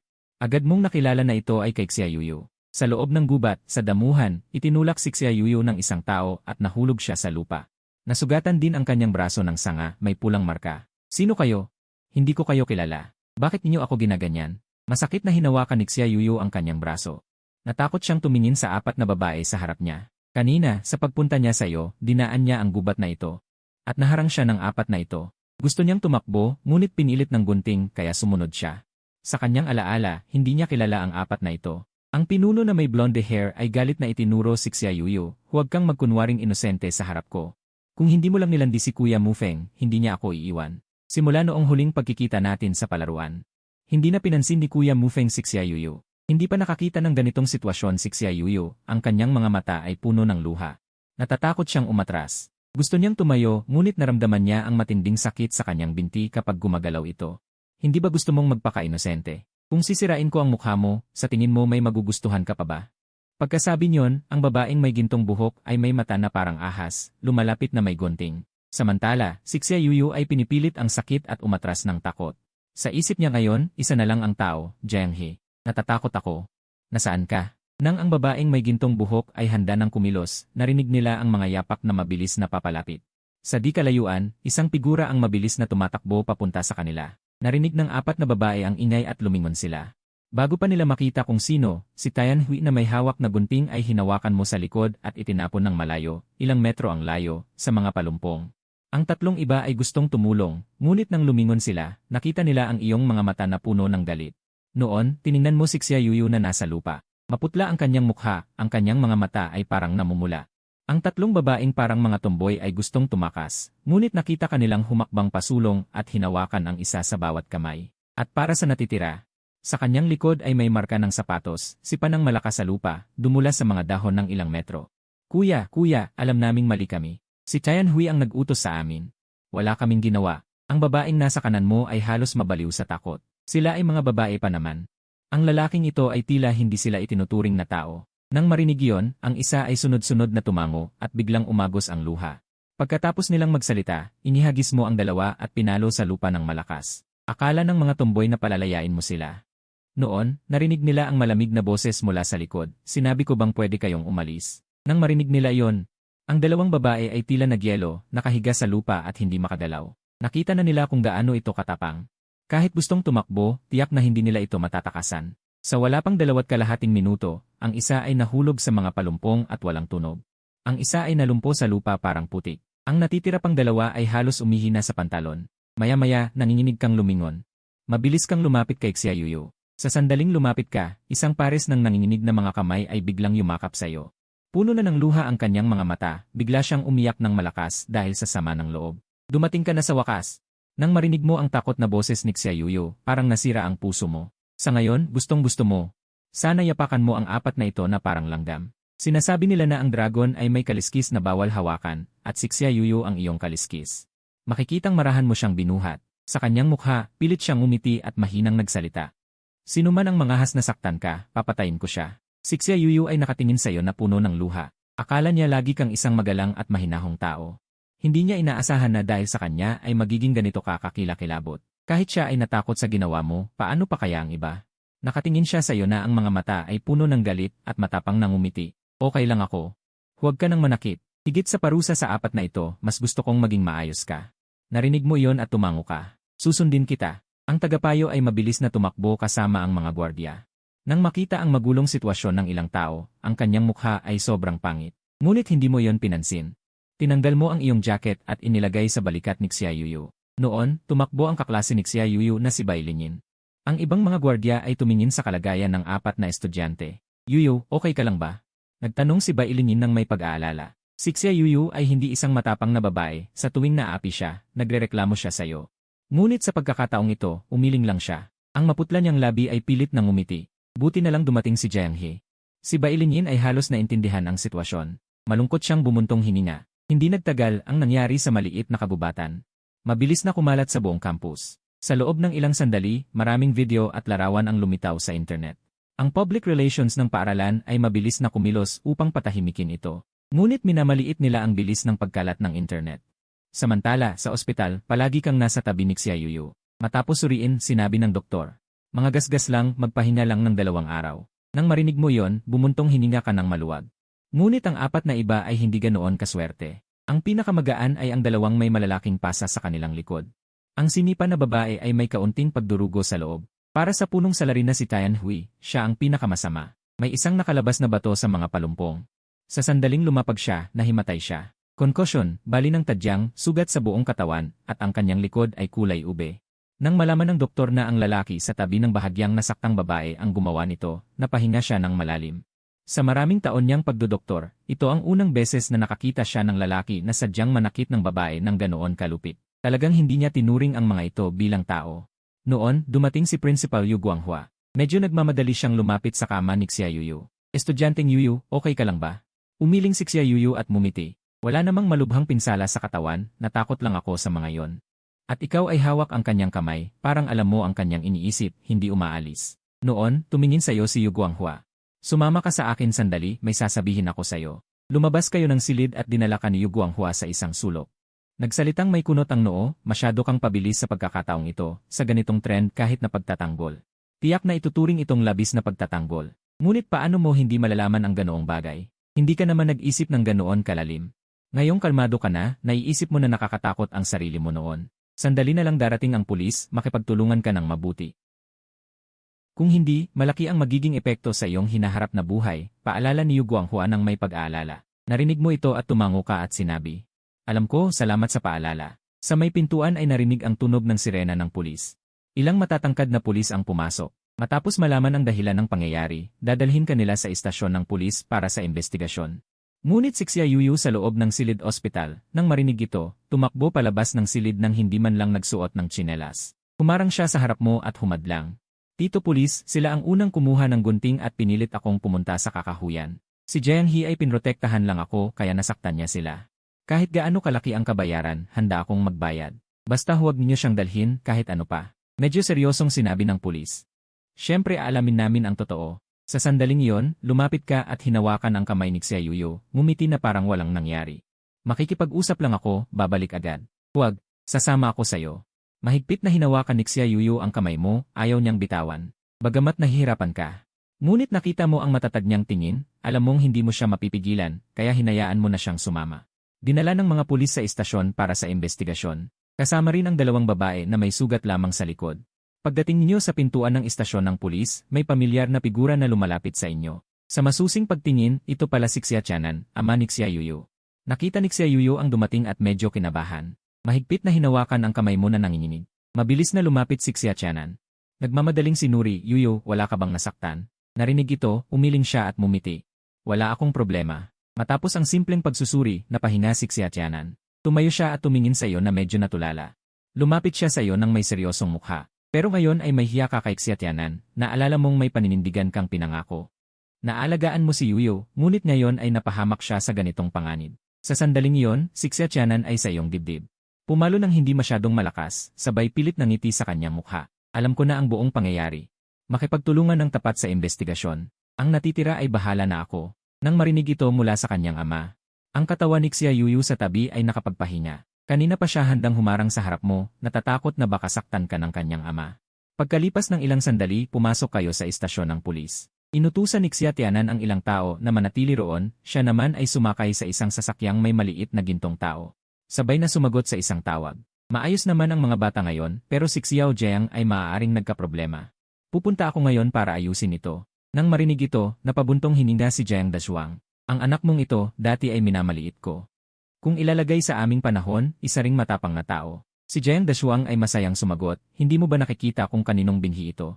Sa kabilang banda, matapos mong maitala ang lahat ng salaysay, iniwan ka ng mga pulis na mag-isa sa silid. Lumipas ang oras hanggang madaling araw. Nakaupo ka sa walang laman na silid na may mapait na ngiti. Hindi mo inakala na isang araw ay maiiwan ka sa himpilan ng pulisya. Alam mo naman ng kaunti ang tungkol sa batas. Ang iyong mga aksyon ay tiyak na ituturing na labis na pagtatanggol. Kung ayaw makipag-ayos ang kabilang panig, kahit papaano ay kailangan mong manatili roon ng ilang panahon. Kapag pumasok ka roon, magkakaroon ng permanenteng marka sa iyong record. Ngunit hindi ka nagsisisi sa bagay na ito. Sa oras na yon, apurahan ang sitwasyon kung ilang segundo kang nahuli. Maaaring si Yuyu ay dumanas ng hindi na maaayos na pinsala habang buhay. Hindi mo alam kung kumusta na si Yuyu. Natatakot ba siya mag-isa? Matapos ang gulo na ito, tiyak na labis siyang natakot. Sa pag-isip nito, ang iyong tahimik na mga mata ay kumislap muli ng put. Sa sandaling iyon, narinig ang mga yabag sa pasilyo. Tumingin ka sa direksyon ng tunog. Ito si Tioxia at si Xia Yuyu at kasama nila ang ilang pulis. Sa oras na yon, ang nag-aalalang tingin ni Yuyu ay naghahanap sa paligid. Nang makita kanyang nakaupo sa malapit na upuan, agad na namula ang kanyang mga mata at tumakbo palapit sa iyo. Sinabi ni Itay na ayos na. Ang mga iyon ay pumayag na makipag-ayos. Malapit na tayong makauwi. Pagkatapos, isang mas matandang pulis ang lumapit at binuksan ang kandado. Payak siyang nagbilin sa iyo ng ilang salita, mamaya, pirmahan mo lang. Matapos kang dahan-dahang lumabas mula sa silid ng pagtatanong. Si Xia Yuyu sa pintuan ay sumuong sa iyong mga bisig at ayaw bumitaw. At ang iyong dati nang naninigas na mukha ay nagpakita ng malambot na ngiti. Dahan-dahan mong niyakap ang magandang babae sa iyong mga bisig at tinapik ang kanyang likod para aliwin siya.